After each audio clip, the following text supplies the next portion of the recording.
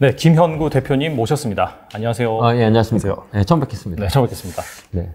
대표님도 이렇게 오랫동안 또 투자업계에서 활동을 하시고, 네. 또 이데일리에서도 방송을 네. 하시고, 지금까지 영위하고 계신데, 간단하게 자기소개 좀 부탁드립니다. 시청자 여러분 안녕하십니까. 이게 처음 출연하게 됐는데요. 여러분들 아시는 분은 아시고, 모르시는 분도 많이 계실 겁니다. 저는 주식 코치로 경제방송 TV에서 활동한 지 한 10년 정도 됐고요.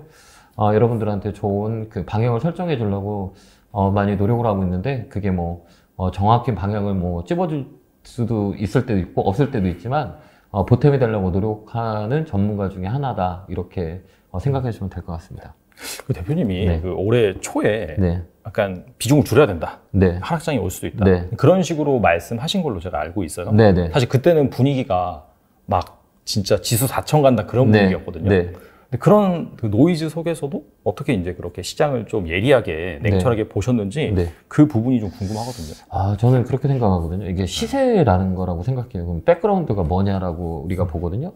우리가 흔히 주식도 되게 쉽다고 하면 되게 쉽고 어렵다고 하면 되게 어렵거든요. 근데 좀 심플하게 봐야 돼요. 그러니까 우리가 아파트를 사기 위해서는 아파트에 고가가 있고 저가가 있고, 그 다음에 지금 가격의 위치를 보잖아요.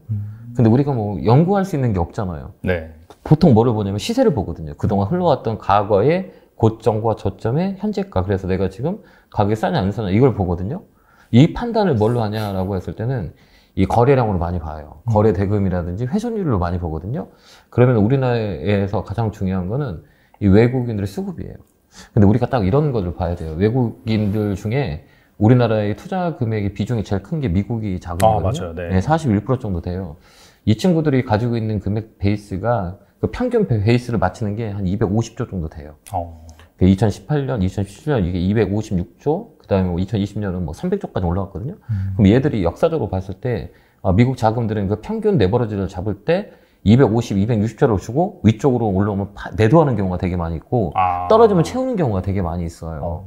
그래서 300조까지 올라왔을 때 매도 물량이 많이 나왔었거든요, 그때. 그래서, 이 물량은 줄어들 수 있겠다. 왜 그러면 이 곡간을 넣었다 뺐다 하는 그 양들이 딱 정해져 있는 사이클대로 움직여요, 외국인들 특징이. 그거를 조금, 예리하게 옛날부터 역사적으로 지금 머릿속에 기억하고 있기 때문에, 수급의 변화가 생기겠구나. 직구는 좀 빠질 수 있겠구나. 그래서 작년 11월부터 말씀 많이 드렸었어요. 이제 현금으로 하라. 이건 안 된다. 그렇게 얘기했는데, 욕을 많이 먹었어요. 그때 그 말씀하시면 욕 많이 먹었어요. 네, 욕을 엄청 많이 먹었어요. 특히, 네이버, 카카오 막 이런 게 고점에 들어서 방송에서 되게 많이 했거든요. 근데 우리나라 분들은 네. 많이 가지고 있는 종목을 비판하거나 얘기를 하면 정말 화살이 많이 와요. 맞아요. 욕을 엄청 많이 먹었던 네. 게 작년이었던 것 같아요. 지수가 떨어진다고 얘기했을 때도 마찬가지고 그런 시그널이 있어요. 그래서 역사적 배경, 역사적 사이클에 대한 이 돈의 흐름을 우리가 잡는 거죠. 그래서 지수를 예측하는 건 되게 어려운 거거든요. 그러니까 제일 어려운 것 같아요, 제가. 지금 나와서 올라가야 떨어져. 여기 바닥이라고 맞출 수 있는 사람 아무도 없어요. 다만 시그널을 우리가 잡는 거죠. 예를 들어서 내가 지금 몸이 추워요. 그러면 내일 모레 몸살 오겠다 느낌이 오죠. 오죠. 그 왜 그래요? 내가 아파봤기 때문에. 그런 것들 똑같아요. 이게 주식이라는 게. 그렇기 때문에 우리 과거의 역사적 그 자본의 흐름을 기억한다면 여기가 고점이고 떨어질 수 있는 상황들이 있다. 그래서 제가 저점을 방송에서 좀 잘 맞췄어요. 그건 내가 능력이 좋은 게 아니라 네. 그게 바로 260조였었어요. 그래서 2200포인트는 외국인이 삽니다. 그래서 10월부터 아마 사들어올 겁니다. 그때 베이스가 256조였거든요. 딱 사게 되더라고요. 그러더니 배워너 마켓이 들어왔다가 이제 좀 빠지는 상황이잖아요. 그래서 이 친구들은 저점에서 물량을 받을 라인을 우리가 역사적으로 계속 보는 거죠. 그게 저는 개인적으로 봤을 때 이제 앞으로 우리나라 저점의 구간이 한 2200포인트 정도가 되지 않을까. 거기서는 좀 물량을 늘리는 것도 하나의 방법이 아닌가. 이렇게 지금 사이클을 잡고 있어요. 상단은 2500. 2500의 이유는 네. 삼성전자 SK하이닉스가 가장 좋았을 때가 17년, 18년이었거든요. 네네. 그때 우리 지수 포인트가 2500포인트였었어요. 거기가 아마 고점일 확률이 많아요. 1차 고점이.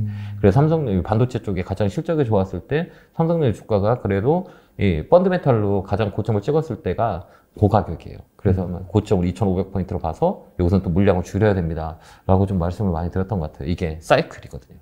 이게 중심이 우리나라는 세 가지 섹터를 움직이잖아요. 비중이. 네. 그래서 자동차, 반도체, 그다음에 2차전지. 이게 좀 중심이에요. 그 비중을 많이 차지하기 때문에 얘들의 흐름을 보면 주식시장에 조금 더 강하게 돈이 들어올 수 있다, 없다라고 알 수가 있어요. 그런 걸 우리 판단하는 거죠. 그게 역사적 사이클에 대한 스토리인 거죠. 그게 저는 지수를 판단할 때 가장 집중적으로 보는 포인트죠. 이게 약간의 현실주의적 매매예요. 그러니까 오늘 돈 들어왔어?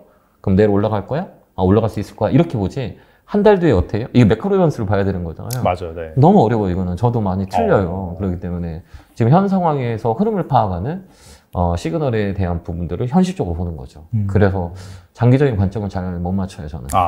앞으로 뭐 3개월 후에 어떻게 될 거예요? 내년 시장 어떻게 해요? 이건 잘 못 맞추는 것 같아요. 근데 지금 현재 주가가 더 떨어질까요? 올라갈 거예요? 라고 하면 단기적인 예측은 좀 그래도 조금 저만의 스킬이 있는 것 같긴 해요. 네. 그렇게 보는 거예요. 그러면은 이전 고점이 지금 2,500 딱 찍고 내려왔잖아요. 네네. 장중에 한번 탁 터치를 네, 하고 지금 한 2,300 초반대까지 내려왔는데 네. 만약에 여기 더 빠진다고 하더라도 아까 말씀하신 2,200 네, 그 정도가 그렇죠. 지지가 좀 될 것 같고 저는 그때는 좀 사야 된다고 좀 봐요. 그리고 여기서 다시 반등한다 하더라도 사실 2,500 이상 가기 힘들다 이제 그렇게 저는 그렇게 봐요. 거기부터 이제 펀드멘트 이제 실적들이 받쳐주고 경기 순환 사이클이 제대로 돌아가야 네네. 그 모멘텀까지 올라갈 거예요. 그 대신에 이게 정책 스탠스가 바뀌게 되면 또 외국인의 자금들이 어떻게 움직이는지에 대한 부분들을 잘 봐야 되는 시점이 올 거예요. 그 번호 보는 거죠. 돈이 들어왔다. 그러니까 메인들이 돈이 들어오는 거를 많이 체크해요, 저는. 특히 우리나라 기관은 이제 뭐 세상이 좀 바뀐 것 같아요. 이제 개인 투자자들이 직접 투자하는 반들이 많이 있어서 맞아요. 네. 앞으로 더 그럴 거예요. 그러면 뭐 ETF도 많이 활성화돼 있고 맡기는 돈보다 직접 투자하는 경우가 더 많이 해서 기관의 이 매매 형태는 장기적인 것보다 단기적인 스윙이 더 빠를 거다라고 봐요. 그래서 돈이 기관에 의지하는 것보다 외국인의 포지션을 잘 보는 게 가장 중요하고 그 중에서도 미국 자금들의 포지션이 어떻게 움직이는지가 가장 중요한 것 같아요. 앞으로 그게 가장 중요한 포인트가 아닌가 이렇게 봅니다. 기관 같은 경우에는 방금 말씀하신 것처럼 점점 개인 투자자가 ETF로 투자하는 비중이 늘어나니까 사실 뭐 투신이라든지 그쪽 자폐에서 수급 같은 경우에는 온전히 이제 기관 수급이라고 보기 좀 애매한 측면이 있고 그런 차원에서 원래 외국인의 영향력이 컸지만 앞으로 더 커질 것이다. 더 커질 것 같아요. 저는 볼 때 그래요. 앞으로 뭐 시장은 그래요. 우리가 지금 친구를 만나더라도 부자 친구 만나면 꼭 한 번은 소고기를 먹잖아요. 그렇죠. 좀 같이 이렇게 좀 돈이 없는 친구를 만나면 맨날 라면 먹어야 된다고. 그러니까 우리는 한 번 먹더라도 소고기를 먹는 친구한테 가서 기억에 많이 남는 거죠. 이 친구는 소고기만 사줘. 그래서 나한테 돈을 많이 쓸 거야. 이렇게 심리적인 착각에 빠져들거든요. 근데 이 친구는 저거 자주 많이 사주는데도 불구하고 그렇듯이 항상 영향력이 있는 쪽으로 우리가 가야 되는 게 맞다라고 보여지거든요. 그게 외국이라고 봐요. 우리나라. 저는 그렇게 봅니다. 앞으로도 똑같아요. 그래서 우리나라 시장은 외국의 포지션을 잘 봐야 돼요. 그렇게 해서 이제 사이클을 우리가 추정하는 거죠. 알겠습니다. 그리고 책에서도 약간 대형주 사이클에 대해서 강조를 하셨는데 살짝 말씀해 주신 것 같은데 좀 구체적으로 좀 더 말씀해 주신 것 같아요. 네. 우리가 이렇게 보는 거죠. 그러니까 강남 집값이 100원이에요. 근데 50원 됐어요. 사실 거예요? 안 사실 거예요? 강남 집값이 50원이요? 그럼 사야 되는 거 아니에요? 당연하죠. 왜 그러냐면 시세를 알고 있기 때문에. 네. 그렇죠. 근데 이 코스닥 같은 종목을 보면 시세를 판단하기 되게 어려워요. 그죠? 뭐 테마주 이런 것들은. 그래서 제가 대형주를 왜 자꾸 말씀을 드리자면 더디거든요. 근데 토끼하고 거북이하고 달리기면 누가 이겼어요? 결국에는 이제 거북이가 이겼죠. 네. 근데 거북이는 토끼는 이길 수는 없지만 빨리는 갈 수가 없지만 나중에는 결승골에서 결국은 거북이가 이겼어요. 그럼 우리는 투자자는 거북이가 맞을까요? 토끼가 맞을까요? 일반적인 개인 투자자는? 거북이가 맞지 않을까요? 맞아요. 지금 이 방송 보는 분들 대다수의 시장 가신 분들 거의 직장인들이 되게 많을 거예요. 전업 투자하거나 이런 그 주업이 주식에서 생활을 하시는 분들은 거의 이 방송 보지 않을 거예요. 저도 그렇게 보거든요. 굳이 방송에 영향을 받지 않고 스스로 매매를 할 거예요. 근데 여기 방송을 보시는 대다수의 분들은 다 재테크 하시는 분들이에요. 근데 우리 그 재테크를 하는 이유는 뭐냐면 부를 축적하기 위한 방법의 주식을 선택한 건데 거의 이런 매스컴들을 보면 다 테마주 같은 거를 추천을 많이 해요. 그 대다수가. 그래서 개인들이 다 손해를 많이 보거든요. 화려하잖아요. 그래서 제가 얘기하는 거는 대형주의 사이클을 잘 볼 수 있는 방법을 여러분들이 선택하는 게 훨씬 더 합리적인 거라는 얘기예요. 그러면 대형주는 도대체 뭘 봐야 되냐라고 했을 때는 똑같은 사람 심리를 이용한 거예요. 아까 100원짜리가 50원 되면 싸다는 거 느끼기 때문에 사잖아요. 네. 근데 매스컴에서는 더 떨어질 수 있다기에 사지 못하는 사람도 많이 있거든요. 그러면 내가 지금 우리 앵커님처럼 시세를 알고 있기 때문에 바로 사야겠죠? 라고 하겠죠. 그러니까 우리는 대형주 시세를 알고 있으면 역사적 저점에서 과매도 구간에는 반발 매수가 무조건 들어와요. 그거를 이용하는 투자를 매매하는 게 좋아요. 그래서 대형주의 포지션 가격이 많이 떨어진 이 코스피 200 지수 안에 있는 종목의 가격 시뮬레이션을 우리가 머릿속에 있으면 이때는 사도 되겠다는 게 나와요. 그게 데이터 마이닝이라고 그래요. 데이터 마이닝은 뭐냐면 우리가 돈을 벌기 위해서는 노력을 해야 되지 않을까요? 그럼 어떤 노력을 하는 게 좋냐라고 했을 때는 가장 좋은 건 쓰는 거예요. 그러니까 예를 들어서 대형주에 내가 삼성전자가 관심이 있다 그러면 삼성전자를 가지고 쓰는 거예요. 오늘 1일날 종합지수는 얼마였고 오늘 올라갔으면 플러스를 쳐놓고 그 다음 외국인이 샀다, 기관이 샀다, 플러스 마이너스를 적고 가격을 적는 거예요. 그러면 이 지수와 어떤 영향을 받고 움직이는지 이 패턴이 잡힐 거예요. 그걸 우리가 잡아 들어가는 거죠. 그래서 그 데이터를 만들면 매크로 변수보다 이 돈의 흐름을 볼 수가 있어요. 이 종목은 외국인들이 얼마를 살 때 움직이는 경우가 되게 많이 있었고 이 가격이 왔을 때 외국인들이 들어오고 기관이 들어오는구나 라는 거를 캐치할 수가 있어요. 그게 가격의 변동성이거든요. 그게 가격 논리라고 그래요. 제 이론 중에 가격 논리. 싸면 살 수 있다. 그럼 조건이 뭐냐? 이 가격의 패턴, 역사적 가격의 이 변동성을 보고 여기서는 들어온다라는 거를 우리가 체크하는 거죠. 이게 가장 좋은 여러분들이 재테크함에 있어서 가장 중요한 방법이 아닌가 해요. 그래서 이 대형주의 이 사이클을 잘 보는 건 써라. 온 거예요. 그러면 이 손해 볼 일이 거의 없어요. 그러니까 어느 정도까지 떨어지면은 그 역사적 가격까지 떨어지면은 그 상황에서는 그 기업의 펀더멘탈이 이제 문제가 없다는 하에 네, 그렇죠. 그러니까 코스피 200 지수 안에 있는 종목을 가지고 매매하는 거죠. 그게 우리한테 되게 우화적이라고 생각해요. 그러니까 뭐 자꾸 왜 뭐 사람들이 그렇게 얘기하시거나 어느 순간에 이 느린 대형주를 해야 됩니까?라고 하는 경우가 되게 많이 있거든요. 근데 빠른 토끼를 잡기 위해서는 내가 더 빨라야 그 토끼를 잡을 수 있는 거잖아요. 그럼 여러분들이 가장 좋아하는 테마주를 하기 위해서는 그 테마보다 남들보다 더 빨리 하는 이 스킬이 있어야 돼요. 그러려면 계속 들여다봐야 되거든요. 근데 그게 안 되는 거죠. 그렇죠. 그러면 계속 손해뿐이 없어요. 그래서 우리 개인 투자자들이 좀 안타까운 게 뭐냐면, 전 개인적으로 매번 얘기하거든요. 추천을 하지 않았으면 좋겠다. 저 방송 TV에서도 얘기해요. 생방송 중에. 왜 그러면 우리 개인 투자자는 종목을 계속 사요. 매수병이라고 그러잖아요. 그러다 보니까 매수병. 네, 매수병이라고 그러니까 어제도 제가 유튜브 실시간 강의를 했는데 매수병에 걸렸다라고 생각하시는 분은 손 들어보세요. 그러니까 손이 엄청 많이 올라오고 그다음에 우리가 이제 필드에 나가면 이렇게 물어보거든요. 이게 강연회 같은 데 보면 우리 개인들 종목이 한 30개예요. 포트에 30개를 가지고 있어요. 근데 지금도 방송을 틀면 계속 종목 추천해요. 그렇죠. 네. 그렇죠. 계속 방송을 추천하는 거예요. 그러다 보니까 이 시장이 좋던 시장이 안 좋을 때는 더 힘들겠지만 올라가도 사람들이 살 수 없는 상황인 거죠. 그러니까 뭐 이 방송에도 제가 메시지로 드리고 싶은 거는 일단 종목을 줄여야 되는 게 먼저인 것 같긴 해요. 그래서 이제 아까 얘기했지만 종목을 줄일 때는 대형주 위주로 포트를 조정하는 게 되게 좋아요. 우리 개인 투자자는 거의 코스닥이 많을 거예요. 그 종목을 대형주 위주로 조금 변경하는 방법이 좀 필요하지 않냐 이런 생각을 해요. 그래서 대형주의 역사적 가격을 우리가 연구를 하다 보면 수익이 날 확률이 더 많아요. 그 가격의 역사의 연구를 아까 쓰는 걸로 정리하다 보면 되게 많이 도움이 될 거예요. 네, 그 방법은 다음에 제가 가르쳐 드리도록 할게요. 네. 알겠습니다. 그러면 이제 대형주 약간 토끼보다는 거북이를 훨씬 더 개인 투자는 그게 나을 수 있어요. 길게 보면 거북이 투자하는 게 거기 훨씬 더 나와요. 그런 상황인데 그렇다면 그 사이클상 지금 좀 눈여겨볼 만한 그 대형주는 무엇인지 좀 궁금하거든요. 그러니까 우리가 막 항상 얘기하는 게 2차 전지, 자동차, 반도체. 맞아요. 네. 좋은 거 다 알거든요. 경기가 사이클이 안 좋아서 지금 조정이 비중 자체가 지금 줄어들고 있기 때문에 상황의 여건이 되지만 다 좋은 걸 알아요. 근데 중요한 건 뭘까요? 언제 살 거냐.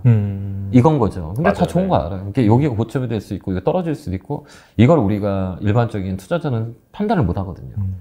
근데 좋아요, 이런 거 알아요. 근데 좋은데 자꾸 떨어져. 그렇죠. 맞잖아요. 그게 우리가 핵심 포인트인 거잖아요. 매매의 적기가 언제냐. 똑같은 거 사더라도 어느 사람은 100원에 사고 어느 사람은 70원에 사서 100원에 사람은 고통의 시간을 보낼 수 있고 70원에 사는 사람은 즐거움을 보상을 받는 거잖아요. 타이밍인 것 같긴 해요. 근데 이게 좋아요, 저게 좋아요. 뭐 다 얘기할 수 있어요. 어차피 2차 전지 같은 경우는 모멘텀이 뭐 2025년까지는 되게 크다고 보거든요. 근데 크더라도 언제 타이밍을 잡을 거냐가 중요한 거죠. 나한테 고통을 줄 수 있지만 시간에 고통을 줄 수 있거든요. 그 타이밍이 어디냐라고 했을 때는 이 시장의 믹싱인 거죠. 지금 내가 지금 살 타임이냐? 사지 않 타임이냐? 이걸 보는 거죠. 높게 사서 고생해서 시간을 주는 게 낫겠냐? 라는 거 하나 오고 그럼 적절한 타임에서 아무리 좋아도 가격이 메리트가 있을 때 접근하는 게 좋겠냐. 이 포인트를 잘 잡아야 되는 거거든요. 그러면 지금 2차 전지, 지금 반도체, 자동차, 뭐 제약바이오, 인터넷도 있고요. 인터넷도 있고, 카카오도 있고요. 네. 플랫폼 쪽도 있고. 근데 살 시기는 아닌 것 같아요. 제가 볼 때는. 네, 조금 더 기다렸다가 사는 게 더 낫지 않을까 저는 개인적으로 보고 있거든요. 그건 언제냐라고 했을 땐 아까도 얘기했지만 외국인들이 수급이 개선이 될 때 이 시간을 잡는 게 훨씬 더 좋아요. 왜 그러면 좋은 거 아는데 좀 싸서 사게서 기다렸다 사는 게 우리한테 조금 우호적이지 않을까요? 그거를 우리가 좀 많이 설명을 해줘야 될 것 같아요. 그러니까 뭐 전기차의 패러다임은 혹시 전기차 타세요? 아니요. 전 전기차를 타고 있거든요. 테슬라 타시나요? 브랜드는 테슬라는 아니고 하여튼 전기차를 타요. 네네. 회사에 전기차가 있어가지고 바뀔 것 같아요. 세상이 패러다임이 너무 좋아요. 예, 연료비도 많이 줄고 그 다음에 톨비도 50% 할인이고 공공 주차장에서도 50%도 가면 되고 너무 편해요. 그럼 이게 이제 패러다임이 바뀌면 좋은 걸 알아요. 근데 이 가격이 지금 현재로서 봤을 때 합리적인 가격이냐 아니면 높은 가격이냐라고 했을 때는 역사적 배경을 우리가 잘 봐야 되는 거예요. 그렇기 때문에 지금 역사적 배경으로 봤을 때 지금 시장은 우리한테 우호적이지 않고 더 다운사이클로 갈 수 있는 상황이 있기 때문에 지금 적기가 아니라는 거죠. 근데 사람들한테는 다 사라고 얘기해요. 지금도 역시 마찬가지예요. 너무 좋으니까 사놓고 있어요. 그러면 그 시간의 고통을 사람들이 이겨내지 못해요.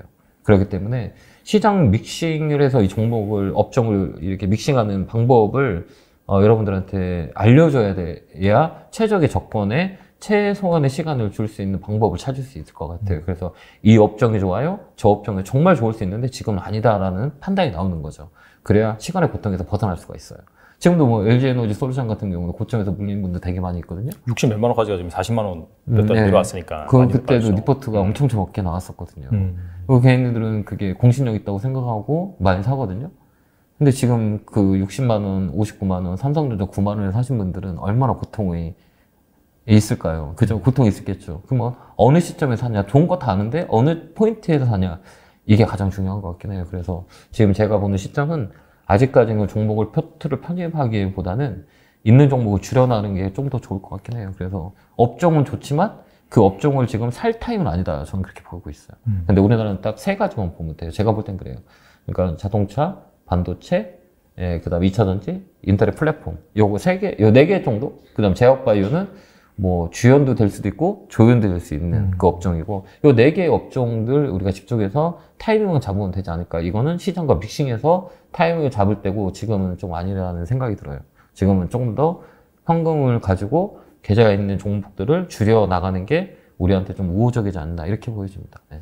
그럼 사는 타이밍 같은 경우에 아까 말씀하신 것처럼 뭐 약간 역사적 가격이라든지 그런 추이를 좀 살펴보고 외국인의 매수세가 유입될 만한 그런 시기. 왜 그러냐면 잘 사는 사람이 사줘야 움직일 수밖에 없거든요. 이게 그러니까 뭐냐면 강남 집값 왜 안 떨어질까요? 뭐 고민해본 적 있어요? 글쎄요. 잘 안 떨어지잖아요. 그냥 이건 나중에 좀 더 친해지면 제가 좀 이게 색깔이 있는 거라 발음하기는 어려운데 하여튼 그들만의 리그가 있어요. 항상 그들만의 리그가 생겨요. 그러니까 우리나라의 리그는 외국인의 리그고 외국인의 무대예요. 그렇기 때문에 외국인들의 컨택을 잘하는 게 좋을 것 같긴 해요. 옛날에 제가 투자 자문사 쪽에 있을 때 처음에 어렸을 때 그 수급이 논리를 배웠거든요. 저는 깜짝 놀랐어요. 세상은 이렇게 돌아가는 거구나. 이걸 좀 제가 느꼈거든요. 이게 이 주식이 어려운 게 뭐냐면 군중 심리거든요. 사회 심리학이라고 저는 개인적으로 봐요. 왜 그러냐면 우리가 지하철역에서 내려서 한 명이 바깥으로 막 뛴다고 생각해요. 극장에 갔는데 갑자기 한 명이 막 뛰어나가요. 그럼 쟤 왜 이러지? 라고 할 거예요. 맞아요. 네. 근데 10명이 뛰어나가면 어떻게 해요? 나도 뛰어야겠다. 네. 왜 뛰는지도 몰라요. 모르죠, 사실. 그냥 뛰어요. 우리 코로나 때 옆에 있는 친구가 주식을 했고 돈을 벌었다니까 무조건 뛰어 들어온 거예요. 아무런 이유 없이 이렇게 맹목적으로. 그런 게 되게 중요해요. 근데 돈을 벌 수 있는 사람, 거기서 다른 생각을 하는 사람이 돈을 버는 거예요. 그래서 주식에서 돈 벌 수 있는 사람은 1%, 10%도 안 된다는 거예요. 왜? 그건 다 군중으로 넘어가기 때문에.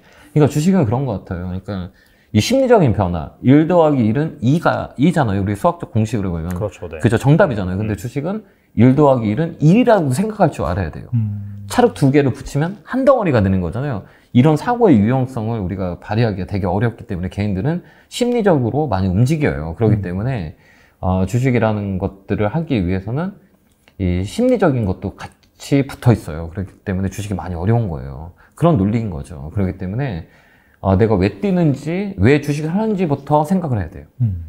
다른 사람의 영향을 엄청 많이 받아요. 맞아요. 네, 그거를 우리가 끊어내야 되는 거예요. 왜 그러냐면 내 계좌는 내가 지킬 수 있고 내가 판단할 줄 알아야 하는데 옆에 있는 김 대리님한테 의지하고 김 부장님한테 의지하고 TV에 나오는 전문가를 의지하고 막 이런 거잖아요. 아무 의미가 없는 것 같아요.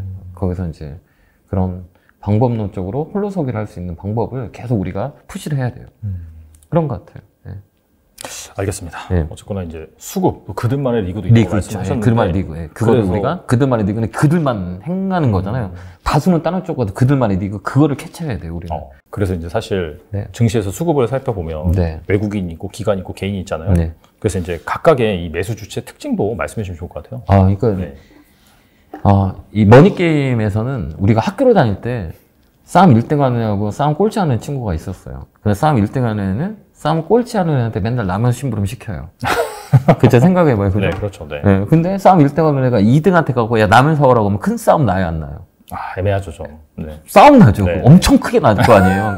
세간에 다 이슈가 될 거잖아요. 반대로 볼게요, 주식시장으로. 수급 논리로 보죠. 외국인과 기관들 싸울 이유가 없어요. 그 돈을 누구 걸 뺏어요? 개인들 돈을 뺏어가는 머니게임인 거잖아요. 이게 똑같아요, 주식시장에도. 그렇기 때문에 이 수급의 영향은 개인들이 많이 사는 거는 절대 안 가요. 우리가 다 알잖아요. 우리가 역사적으로 봤을 때 개인들이 집중하고 있는 종목은 다 떨어지게 돼 있어요. 그걸 사주지 않거든요.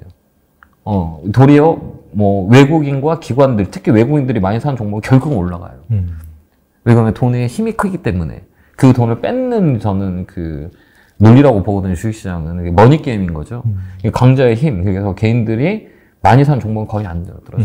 특히 고점에서 개인들 물량들을 추리하는 경우가 되게, 개인들이 물량을 집중시키는 경우가 되게 많이, 이게 보면, 좀 생각해보면 증권사 리포트들을 보면 고점에서 개인들이 사기권 만들잖아요. 매도 리포트가 우리나라는 있어요, 없어요? 없죠. 계속 매수잖아요. 그럼 개인들이 가장 살 수 있는 거는 고점에서 목표가를 더 올렸을 때, 그 화려한 주가의 모습을 보기 때문에 그 안에서 개인들한테 물량을 다 넘기는 거라고 저는 개인적으로 보고 있거든요. 그렇기 때문에 수급 논리로 볼 때 하나 팁을 주면 개인들이 많이 사는 업종은 절대 사면 안 돼요. 절대 올라갈 수가 없고 그 다음에 지수가 2500에서 올라갈 수 없는 이유는 우리가 냉정하게 그냥 간단하게 수익 논리로 보면 2500에서 3000까지 끌어올린 건 개인인 거잖아요. 맞아요. 네. 근데 이제 우리 앵커님이 돈이 많은 사람인데 굳이 거기를 끌어올릴까요? 개인들한테 두들겨 맞을 건데. 그럼 어떻게 밑으로 지칠 때 나온 물량을 받는 게 낫지 않을까요? 그렇죠. 그래서 외국인 사지 않는 거예요. 저는 그렇게 봐요. 그 다음에 또 제도적으로 공매도의 장치를 스톱시켜 놨잖아요. 그러니까 거기는 거품인 거죠. 거기가 굳이 애들이 외국인과 기관들 끌어올려서 받을 필요는 없고 밑에서 지친 물량을 받아서 경제 사이클도 안 좋기 때문에 그 밑에서 계속 기다리고 있는 거예요. 저는 그렇게 봐요. 그렇기 때문에 그 사이클의 논리를 좀 더 기다릴 때 우리가 보는 게 가장 중요한 핵심이 아닌가 이렇게 봅니다. 그래서 개인들이 산 건 절대 사지 말아라. 저는 그렇게 주장하고 싶어요. 그 데이터를 봤을 때, 데이터를 제가 이제 논문을 쓰려고 데이터를 다 백데이터를 봤거든요. 희한하게 주기가 보이더라고요. 다운사이클, 업사이클의 주기가 보이고, 업황의 순환매 돈을 자꾸 돌기 때문에, 이 경제 노벨상 받은 탈락 교수라고 있거든요. 이 양반이 실증 검증을 어떻게 했냐면, 이 패자 포트폴리오하고 승자 포트폴리오 나눠서 검증을 한 게 있어요. 그게 뭐냐면, 승자 포트폴리오는 지금 가장 많이 올라간 업종에 있는 종목을 포트를 담고, 지금 가장 많이 떨어지는 업종이 대형주 기준으로 봤을 때, 가장 많이 떨어지는 업종을 비교해놓고 지금 현재 샀어요. 1년 후에 뚜껑을 열어보니까 어떤 변화가 있었을까요? 패자가 이겼나요, 혹시? 패자가 이겼어요. 네, 왜 그러냐면, 이 돈은 자꾸 돈다는 얘기예요. 이게 순환매거든요. 그러니까 돈을 움직이는 사람들은 포트가 올라가는 것만 있는 게 아니라 떨어진 것도 있을 거잖아요. 이게 자꾸 돌려요. 그러니까 위쪽에 있는 포트를 덜어내고 지금 같은 거에 밭두채를 아니 2차 전지로 덜어내고 예를 들어서 밑에 있는 뭐 SK 하이닉스나 이렇게 단기 매매를 들어오는 시장이 안 좋으면 단기 매매를 하는 경우가 많이 있거든. 덜어내고 이쪽을 바닥에서 끌어올리는 경우가 되게 많아요. 그래서 밸런스를 맞춰서 가는 경우가 되게 많이 있거든요. 그렇기 때문에 그거를 우리가 관심 있게 봐야 되는 거죠. 예. 그런 패자 포트폴리오가 이길 확률이 많이 있다는 거죠. 그렇게 우리가 적용을 시키면 좀 좋을 것 같긴 해요. 확실히 그 소문난 잔치 먹을 것이 없다고. 절대 없어요. 그렇죠. 소문이 났으면 이미 많이 온라인 상태이기 때문에. 그래서 이제 개인들한테는 우호적인 경우가 거의 없어요. 거의 다 보면 네이버, 카카오도 개인들 엄청 많이 고생했잖아요. 그러니까 현상인 것 같긴 해요. 그 현상에 내가 왜 껴야 되는지, 왜 뛰고 있는지를 이유를 모르고 그냥 군중의 심리를 이용하는 경우가 되게 많아요. 그렇기 때문에 우리가 좀 냉정하게 돈을 벌기 위해서는 좀 내가 왜 하고 있는지를 한 번 더 생각하는 게 가장 중요하지 않을까. 내가 왜 샀지? 라는 것을 생각해야 돼요. 이들이 샀기 때문에 내가 산 건지, 내가 판단해서 산 건지, 이런 것들을 좀 판단할 필요가 있는 게 아닌가 이렇게 봅니다. 저는 개인적으로. 예. 뛰지 마. 뛰는 게 나쁜 거예요. 더 재밌는 건 뭐냐면, 내가 이렇게 길을 가다 딱 쓰러졌어요. 근데 요청을 하고 싶어. 사람이 많은 곳에 가서 요청을 하면 잘 들어줄 거야. 사람이 1명, 2명 있는 곳에 요청하면 더 잘 들어줄까요? 어떤 게 더 잘 줄 거라고 생각하세요? 앵커님 어때요? 글쎄요. 후자? 사람이 없는 곳? 사람이 많은 곳?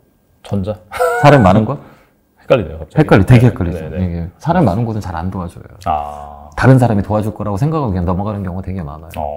근데 사람이 없는 곳은 바로 도와줘요. 그러니까 사람이 많은 거, 이게 이 다른 사람 때문에. 다른 사람이 도와주겠지? 이 사람이 해주겠지? 이렇게 그냥 지나가는 사람이 더 많다는 얘기예요. 이게 주식이랑 똑같은 거예요. 군중 심리에 딱 물려 있는 거예요. 그러니까 주식을, 사람들이 막 뛸 때 내가 뛰는 이유를 정확히 알고 있으면 거기에서 좋은 포인트가 나올 수가 있어요.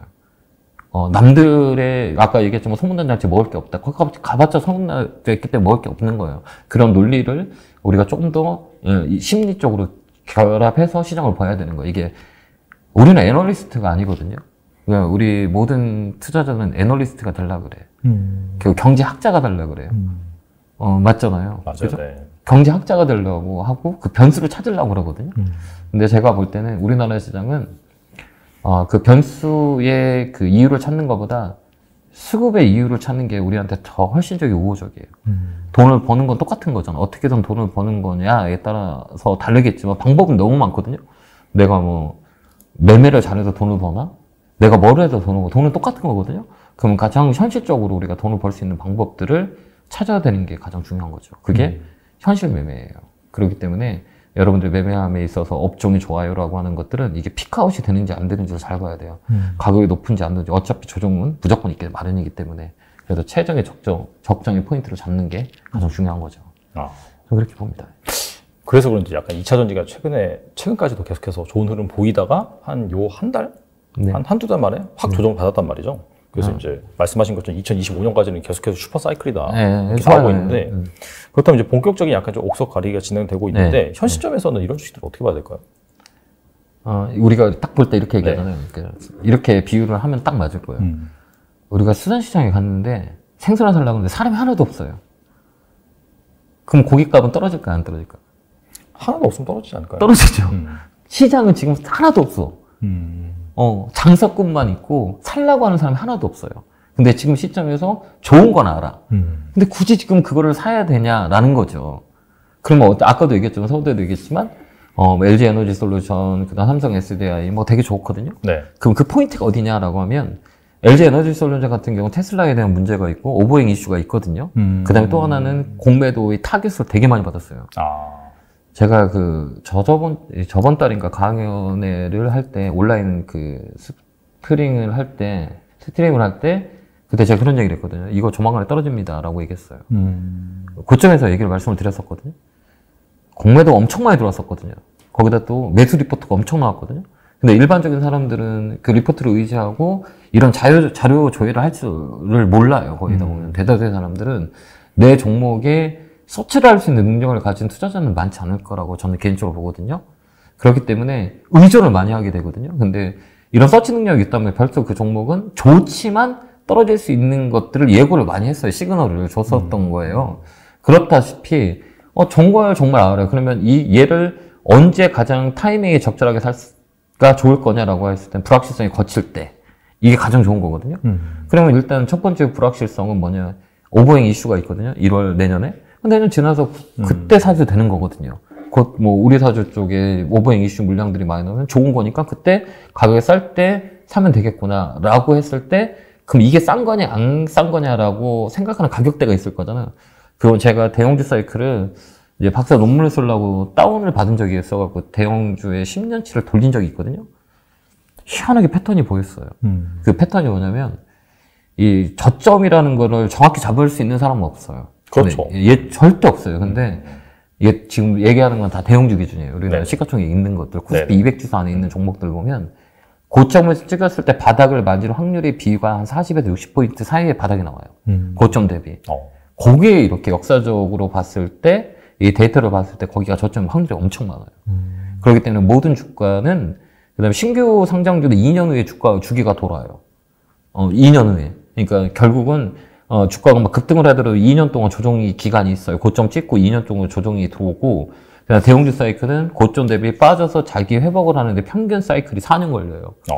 고점 찍고 2년 정도 빠지고 2년 동안 원점을 만드는 게 거의 평균 주기가 4년 걸리고, 진짜 오래 걸린 건 8년 걸려요. 현대 기아차 같은 경우는 8, 9년 걸려서 자기가 올라왔어요. 근데 결국은 뭐냐, 시간이 지나면 올라올 확률이 있거든요.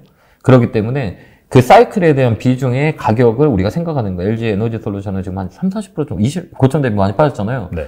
거기 언제의 저점을 우리가 보는 거죠. 그때 우리가 타임을 잡아서 들어가는 거예요. 좋기 때문에. 그런데 아까도 얘기했지만, 불확실성에 대한 부분들이 해소될 때, 그때 들어가도 늦진 않다라고 보여져요. 매력적인 가격이 이제 오고 있다라고 저는 그렇게 좀 봐요. 그래서 계속 봐야 돼요, 그거는. 근데, 타이밍, 아까도 얘기했지만 그 불확실성 거칠 때 우리가 보자라는 것들인 거죠. 그렇게 우리가 잡아내는 거죠.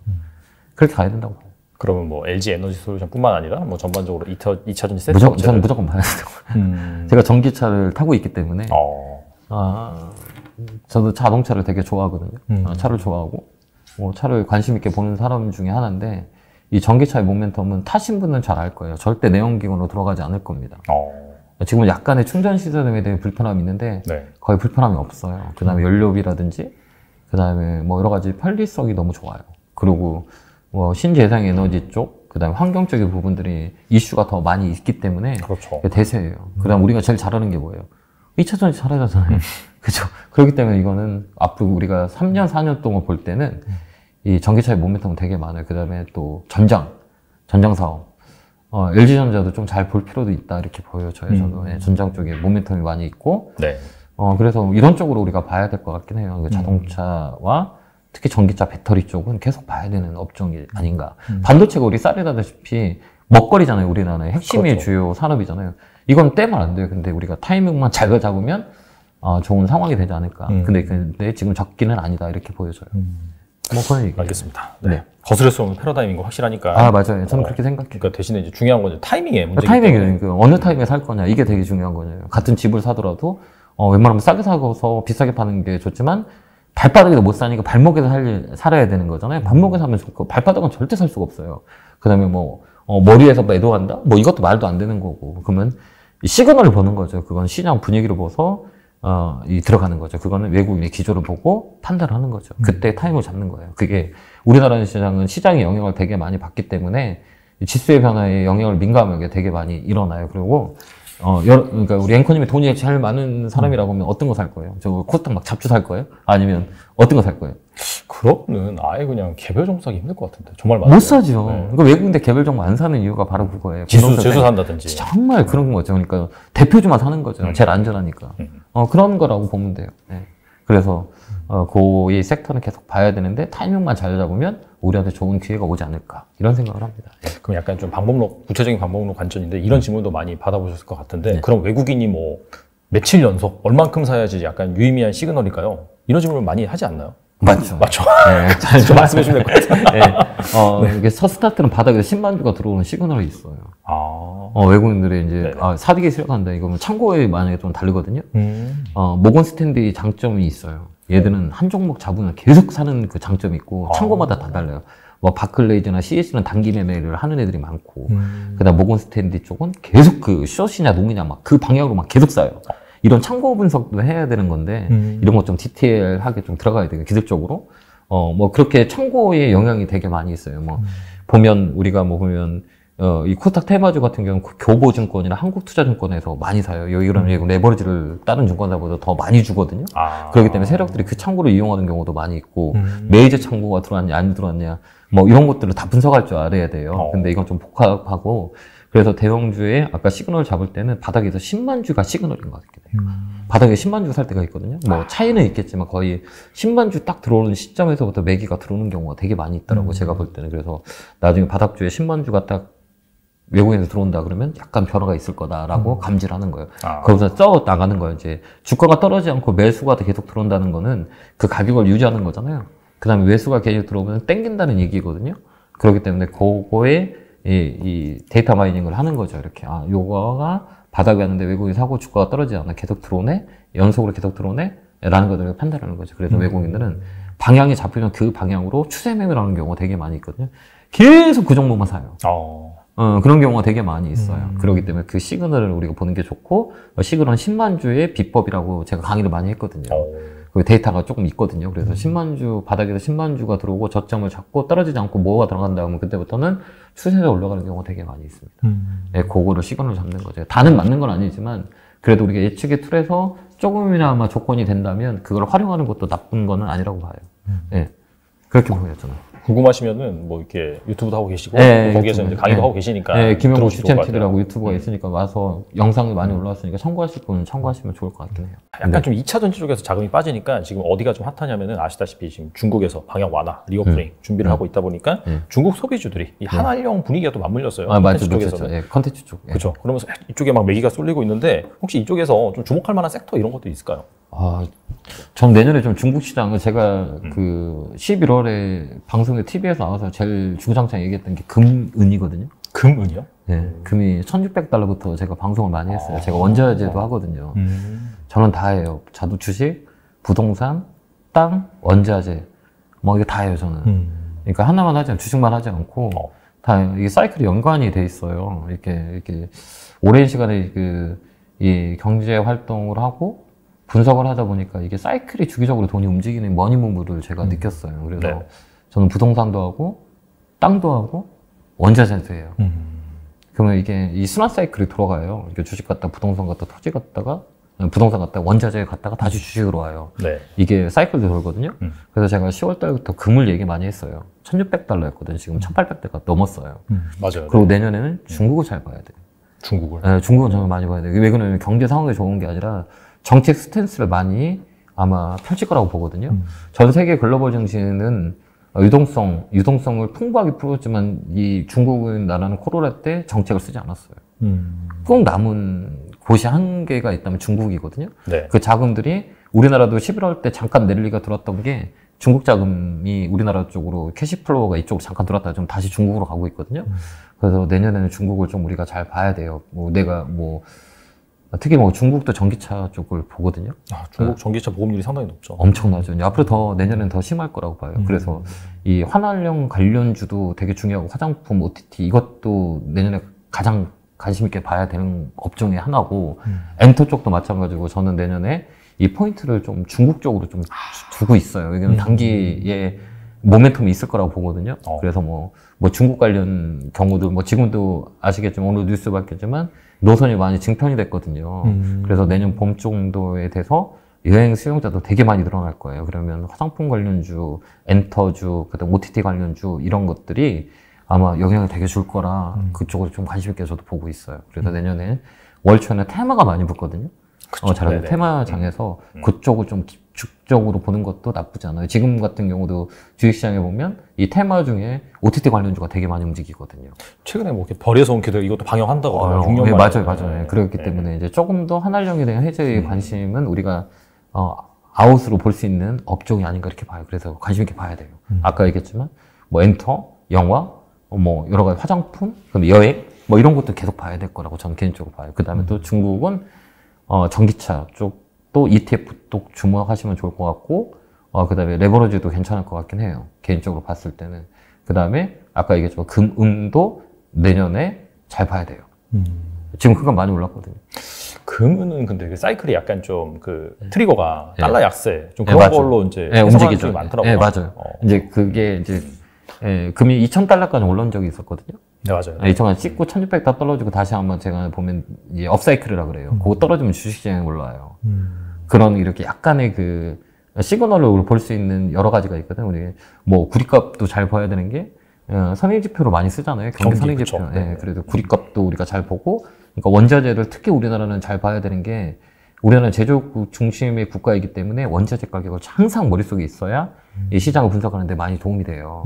그렇기 때문에 원자재 가격을 항상 보면 이제 바로미터를 우리가 선행 지표를 참고할 수 있는 상황들이 되게 많이 있기 때문에 원자재 쪽을 좀 보고 그다음 주식시장도 보는 것도 나쁘지 않아요. 그렇기 때문에 내년에 중국 시장을 좀 저는 감시 있게 많이 보고 있습니다. 사람들한테 얘기도 많이 해드리고. 그래서 내년에는 중국 모멘텀이 1분기 쪽은 좀 있을 것 같긴 해요. 기대감도 많이 있고. 화장품 관련주도 많이 있어요. 근데 문제는 뭐냐면 그런 영화나 엔터는 코로나 피해주였잖아요. 그래서 재무 구조가 너무 안 좋아요. 그렇기 때문에 그 재무 확충을 하기 위해서 그 제도적으로 뭐 유증이라든지 뭐 CB 발행, 코타 같은 거 이런 거 되게 많이 있거든요. 그렇죠. 그러니까 그걸 좀 유의해서 단기 트레이닝이라든지 뭐 스윙 전략을 쓰면 괜찮을 것 같긴 해요. 그쪽에 조금 남아있는 우리가 먹잇거리가 아닌가 이렇게 봅니다. 좋은 것 같아요. 네. 알겠습니다. 그리고 또 하나 약간 좀 이벤트긴 한데 이것도 내년 1월에 CES가 열리잖아요. 네. 그래서 이제 IT 뭐 관련해서 이제 다양한 기술이 나오고 또 이거와 관련돼서 또 관련주들이 움직일 가능성 그런 것도 있는데 이건 어떻게 보시나요? 저는 그렇게 봐요. 그러니까 주식시장은 항상 새로운 것들을 찾아요. 그러니까 뭐 자율주행차, 메타버스, 뭐 반도체, 뭐 AI 뭐 너무 많잖아요. 이건 다 식상한 재료거든요. 근데 이번 CES의 화두는 뭐냐면 새로운 게 있어요. 농기구. 존비어라는 CEO가 기조연설을 해요. 농기구요? 네, 농기구. 자율주행 농기구인가요? 네, 농기구. 이게 넘슬라라고 흔히들 얘기하잖아요. 그래서 좀 최근에 우리나라의 주가를 보면 TYM이나 대동 주가가 시장이 빠짐에도 불구하고 먼저 움직이고 있어요. 그러니까 새로운 것들을 찾아요. 그러니까 뭐 식량이라든지 에너지의 변화들 때문에 미국 쪽들 보면 그 식량 위기와 그 이쪽 그 농슬라고 흔히라고 얘기해요. 테슬라가 농슬라라 그래요. 그래서 이 기조연설이 이 농기구 존비어라는 대표이사가 하게 됐거든요. 그러니까 그 섹터를 보여야 되는 거예요. 새로운 것들. 남들이 다 알고 있는 거는 안 움직여요, 원래. 그렇죠. 테마도 역시 마찬가지고. 그래서 이쪽을 한번 보는 것도 나쁠 것 같진 않아요. 그래서 아마 농기계 기구를, 농기계 관련주로 보니까 최근에 툭툭 움직이더라고요. TYM이라든지 뭐 대동이라든지 농기 관련주로 지금 최근에 많이 움직이고 있어요. 너무 작은 섹터라서 보지도 못했네. 네, 그러니까 그런 것들은 우리가 뭐 조금하게 단기 매매할 수 있는 전략적으로 테마로 붙을 수 있으니까 딱 실적에 받쳐주는 것도 소액으로 하는 것도 나쁠 것 같지는 않아요. 네, 그렇게 새로운 것을 보고 있는 거죠. 그러니까 주식이라는 건 식상한 거는 잘 안 움직여요. 맞아요. 그러니까 새로운 것들, 이런 거 새로운 테마, 뭐 이런 것들이 뭐 그 개별 종목은 많이 움직이니까 시장이 안 좋을 때는 그런 거 가지고 소액으로 개별 종목을 또 보는 것도 하나의 이슈가 될 수가 있어요. 연초는 이런 테마주들 많이 움직이니까 그런 걸 찾는 게 우리한테 좀 도움이 되지 않을까 이렇게 봅니다. 근데 이건 좀 대형주가 아니라 이제 중소형주니까 조그맣게 해야죠. 그렇죠. 약간 좀 호흡이 짧게. 짧게. 단기 매매하는 게 더 좋을 수 있죠. 시장이 지금은 여러 가지 뭐 이 종목들이 움직임이 없어요. 그러니까 그럴 때는 또 조그만 개별 종목으로 조그만 금액으로 매수매도 하는 것도 나쁠 것 같지는 않죠. 그래서 저는 다 해요. 아까도 얘기했지만. 그래서 제가 이제 사람들이 황소개구리라고 그래요, 저한테. 잡식이라고. 네, 그래서 황소개구리라는 애칭이 있죠. 네. 그렇게 합니다. 그래서 뭐 부동산도 하고, 땅도 하고, 뭐 여러 가지 다 해요, 그냥. 뭐 돈이 되는 것들은 관심 있게 많이 봅니다. 뭐 어차피 경기나 경제나 이게 순환 사이클이기 때문에. 무조건 순환 사이클로 돌아가니까. 희한하게 주기적으로 오는 것 같긴 해요. 그게 뭐 그들이 아마 세상을 움직이는 거기 때문에 뭐 그들은 뭐 이렇게 순환 사이클로 돌아가요. 이게 머니무브인데 계속 이렇게 돌아가요. 그거를 우리가 잘 이게 딱 이해하고 판단할 줄 알면 돈을 부는데 좀 더 편하게 우리가 사이클을 따라가 다닐 수 있는 것 같긴 해요. 부동산 갔다가 주식 갔다가 그다음 아까 원자재 갔다가 그다음에 뭐 요즘 뭐 ETF가 너무 잘 돼 있어서 뭐 글로벌 증시도 언제든지 뭐 할 수 있고 뭐 이런 것들을 조금 더 우리가 자료 서치를 한다면 좀 좋은 방향으로 가지 않을까 이렇게 봅니다. 네. 알겠습니다. 그리고 이제 곧 2023년이잖아요. 내년에 혹시 약간 좀 주목하고 있는 분야라든지 유망 분야라든지 뭐 섹터 이런 거 뭐라고 생각하세요? 네. 이게 제가 이 질문을 제일 많이 받거든요. 그러니까 저는 유망 섹터, 유망 업종도 되게 중요하지만 저는 항상 그렇게 좀 이렇게 섹터가 중요도 좋고 뭐 종목이 좋은 것도 좋은데 우리가 흔히 그걸보다는 내 계좌를 먼저 보는 게 좋을 것 같긴 해요. 그러니까 우리 아까 저번에도 얘기했지만 우리 개인 투자자분들이 이 코로나 겪으면서 주식시장에 다 뛰어드는 분들이 되게 많거든요. 그 종목이 아주 엄청 많이, 내가 종목을 가장 많이 본 사람은 200개까지 봤어요. 그냥 개인 200개? 네, 200개를 갖고 있어요. 와, 완전 펀드네요. 네. 왜 그렇게 되냐면 아침 하루 종일 아침 6시에 TV를 켜면 저녁 12시까지 종목 추천이 한 100에서 200개가 나와요. 그것만 있겠습니까? 유튜브. 그 다음에 SNS. 이러다 보니까 우리 개인 투자자들이 종목이 너무 많거든요. 시장이 좋아도 살 수가 없는 상황이 벌어져요. 지금 그 상황이라고 보면 돼요. 이러지도 못하고 저는 제가 지금 이 업종이 좋다고 한들 살 수 있는 사람과 살 수 없는 사람이 있거든요. 살 수 없는 사람이 더 많다고 저는 보거든요. 저는 필드에서 많은 분들하고 소통을 하다 보니 지금 가장 중요한 건 내년에 가장 중요한 건 내년도 우리 앵커님 내년 시장이 어떨 것 같아요? 좀 좋지는 않을 것 같지 않으세요? 내년에 근데 다들 상저하고 외쳐가지고 저는 오히려 약간 반대 가능성도 있다. 어떻게 해요? 뭐 상고 하저가 될 수도 있다. 그래도 녹록지는 않을 것 같죠. 코로나 시장처럼 강하게 움직일 수는 없겠죠. 거의 가능성이 없죠. 거의 박스권에서 움직이거나 뭐 베어마켓 랠리나 잠깐의 뭐 랠리는 오더라도 그래도 막 우상향으로 쭉 뻗을 수 있는 상황은 아니잖아요. 경제적인 매크로적인 변수를 봤을 때. 그러면 우리의 개인 투자자들이 지금 어떤 상황에서 어떻게 할 수 있냐라고 할 가장 큰 그 문제는 뭐냐면 시장이 올라가도 살 수가 없어요. 그렇기 때문에 지금은 업종보다 종목보다는 내 계좌를 어떻게 줄일 수 있는 건지가 가장 중요한 것 같긴 해요. 그걸 줄여서 현금을 만들고 좋은 시장이 왔을 때 주식을 매수할 수 있는 업종도 선택할 수 있고 종목도 선택할 수 있는 거라 지금 우리 개인 투자자들이 종목을 사는 게 중요한 게 아니고 종목을 팔아서 종목을 좀 슬림화하는 게 되게 중요해요. 이제 한번 다음에도 우리 앵커님도 그런 기회가 돼 있으면 개인들의 종목을 한번 물어보세요. 이게 우리가 현실적으로 우리가 드릴 수 있는 그 가장 중요한 거라고 보거든요. 개인들은 돈이 있어야만 주식을 한다고 생각해서 돈이 통장에 계속 들어와요. 근데 반대로 생각하면 주식을 팔고 주식을 사면 되는 거거든요. 근데 그게 안 돼요. 그러다 보니까 종목이 계속 늘어나거든요. 그래서 이번 기회에는 제가 볼 때는 어차피 지금 주가가 많이 떨어져 있는 상태이기 때문에 좋은 기회가 왔을 때 돈을 가지고 사는 것보다 내 종목을 줄여서 어느 정도 줄여놓고 그때 시장을 맞이하는 게 더 중요한 거라 내년에 가장 큰 업종은 여러분들의 계좌예요. 그게 가장 큰 업종이라고 봐요. 그거부터 어떻게 손을 봐야 되는 게 맞지 않을까라는 생각을 많이 해봐요. 그래서 일단은 올해 그다음에 올해는 거기 갔고 내년부터는 종목을 좀 슬림화하는 게 훨씬 더 중요한 거고 그 업종을 선택하기보다는 내가 가지고 있는 종목을 조금 더 어떻게 슬림화하게 갈 거냐라는 게 가장 중요한 그 업종이 아닌가. 그래서 여러분들의 계좌를 좀 줄이고 그다음에 현금을 어느 정도 만들어놔서 좋은 시장이 올 때까지 그 계좌를 정리하는 게 가장 우선순위라고 봐요. 이 필드에서 느끼는 게 되게 많이 있거든요. 제가 12월에 전국을 돌면서 지금 강연회를 하고 있거든요.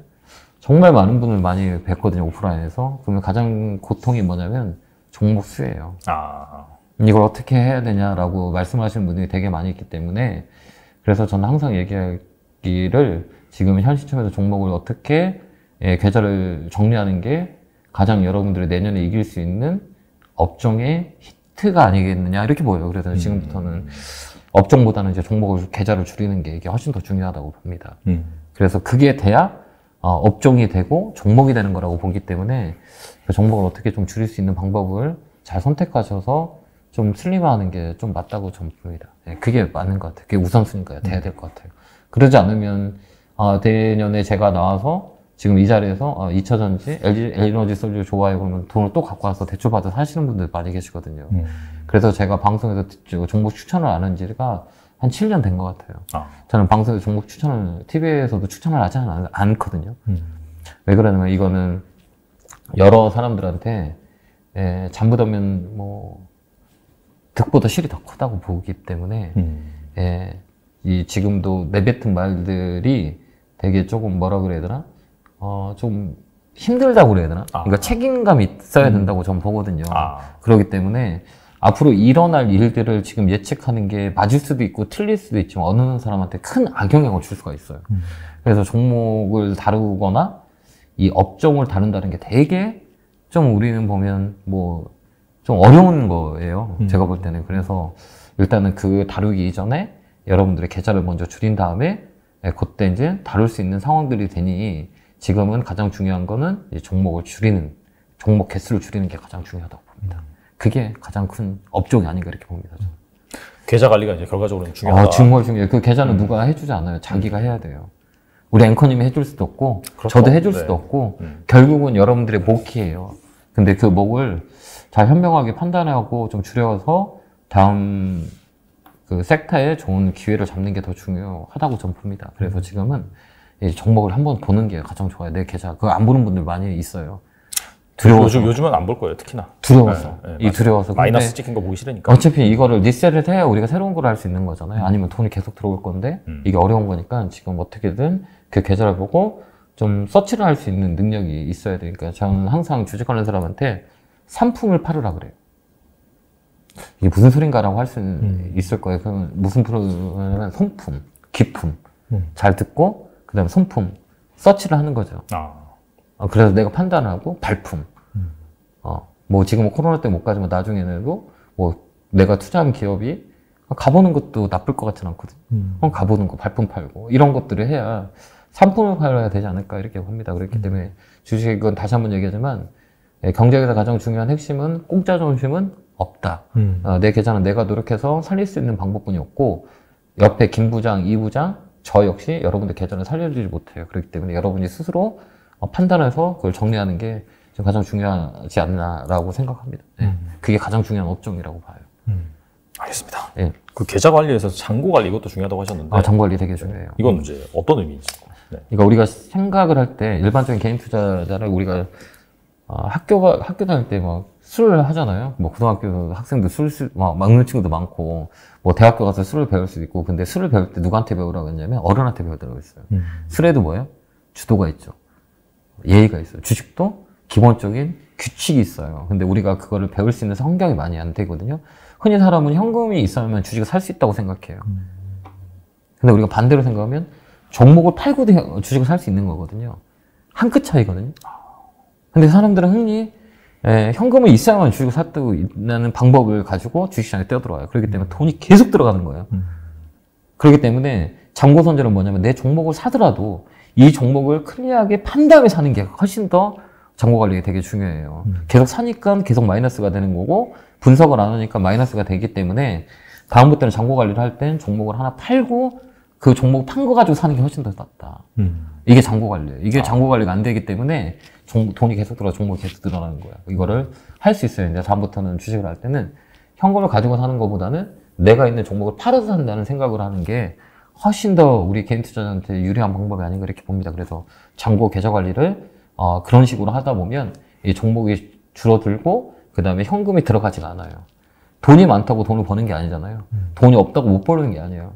그렇기 때문에 여러분들 실력을 키우고 어떻게 매니지먼트를 하냐, 이 돈의 관리를 어떻게 하느냐 이게 가장 중요한 거기 때문에 항상 종목보다는 잔고 관리에 신경 쓰는 게 좋아요. 아까도 얘기했지만 종목을 하나 팔고 하나 파는 현금을 가지고 사는 게 아니라 하나 팔고 하나 사는 이런 것들을 좀 이렇게 연습을 하다 보면 그게 되지 않을까. 그래서 잔고 관리가 정말 중요해요. 그런 방법으로 선택하는 게 되게 좋아요. 네. 좋은 말씀 감사합니다. 네. 마지막으로 투자자들한테 한 말씀만 부탁드립니다. 저는 그렇게 생각합니다. 저는 공부를 좀 어렵게 했거든요. 좀 어렵게 했어요. 밤에만 학교 다니고. 제가 공고 나왔어요. 네. 공고 나와서 사이버대학교 졸업해서, 대학원을 가고, 지금 석사는 뭐 성대에서 하고, 뭐 박사는 동대에서 이제 논문 하나 남았고, 지금은 연대에 학교를 계속 다니고 있어요. 근데 저는 안 될 건지 알았거든요. 이게 노력하면 안 되는구나라고 생각했었어요, 옛날부터. 근데 하니까 되더라고요. 안 되는 사람이 없다고 저는 생각하거든요. 그러니까 여러분들 좀 안 된다고 그냥 포기하지 마시고 하다 보면 어느 순간에 돼요. 그게 가장 중요한 게 제가 그 밤에만 학교 다니다가 오프라인으로 학교로 갈 때 학교 교수님이 첫 단어가 어떤 얘기를 했었냐면 세상을 살면서 가장 현명한 단어는 저는 좀 햄머로 머리를 맞는 거였었어요. 아는 만큼 보이고 보이는 만큼 느낀다라는 단어를 얘기해 주셨거든요. 세상을 살면서 너가 알아야 보이는 거고 보이는 거기 때문에 느끼는 거다. 이 주식시장 딱 맞는 것 같아요. 내가 알아야만이 돈을 벌 수 있고 돈을 지킬 수 있는 거거든요. 그렇기 때문에 그 주체가 여러분이 됐었으면 정말 좋겠어요. 그러니까 옆에 다른 사람이 아닌 저 김현구 멘토가 아닌 여러분들이 지킬 수 있고 알고 느낄 수 있는 거를 이게 노하우를 만들어야지. 그러지 않으면 앞으로도 되게 어려울 것 같긴 해요. 그래서 항상 여러분들이 노력을 해서 나의 원칙을 만드는 게 가장 중요한 것 같아요. 그래서 다른 사람이 아닌 내가 주체로 될 수 있는 여러분이 됐었으면 좋겠습니다. 그게 항상 말씀을 드리고 싶은 거고, 노력은 배신을 하지 않은 것 같아요. 그래서 힘들고 지치더라도 꼭 노력하다 보면 좋은 기회가 와서 내가 행운이 왔다고 생각할 때 행운을 잡을 수 있어요. 그게 노력하는 사람만이 그 행운을 잡을 수 있고, 노력하지 않는 사람은 나한테 행운이 왔다 해도 그냥 지나가는 경우가 되게 많이 있거든요. 그렇기 때문에 행운이 왔을 때 잡을 수 있는 건 내가 잡아야 돼요. 그렇기 때문에 열심히 여러분들도 지치지 말고, 뭐 사이클이 계속, 뭐 결국은 우리나라 시장은 우상향했어요. 앞으로도 우상향할 거고, 그러니까 그거를 내가 직접 할 수 있는 여러분이 됐으면 좋겠습니다. 그게 드리고 싶은 말씀이고, 그리고 항상 건강해야죠. 건강하는 게, 건강해야 우리가 또 시장을 좀 현명하게 판단할 수 있고, 건강 유의하시고, 내년에도 뭐 경기가 뭐 좋아지진 않을 것 같고, 많이 힘들겠지만, 열심히 노력하다 보면 좋은 기회가 오고, 좋은 결과가 올 거니까, 항상 노력했으면 좋겠습니다. 요즘은 뭐 공부할 수 있는 채널들이 많고, 하니까 여러 가지 조금 시간만, 발품만 팔면 좋은 기회가 있을 거니 여러분도 그랬으면 좋겠습니다. 알겠습니다. 사실 오늘 나와서 중요한 말씀 해주셨는데 화려한 종목 뭐 살까 그런 고민하는 것보다 그에 앞서서 먼저 이제 망가진 내 계좌부터 깨끗하게 비울 건 비우고 뭐 압축할 거 압축을 해서 준비를 해 놔야지만 내년 주식시장 또 이렇게 좋은 길을 잡아서 좋은 수익을 거둘 수 있기 때문에 또 이렇게 주식 채널도 운영하고 계시고 최근에 출간한 책도 있기 때문에 꼭 한번 보시면서 마음 한번 다 잡으시면 좋을 것 같습니다. 지금까지 김영구 대표님 나오셔서 감사합니다. 네, 고맙습니다.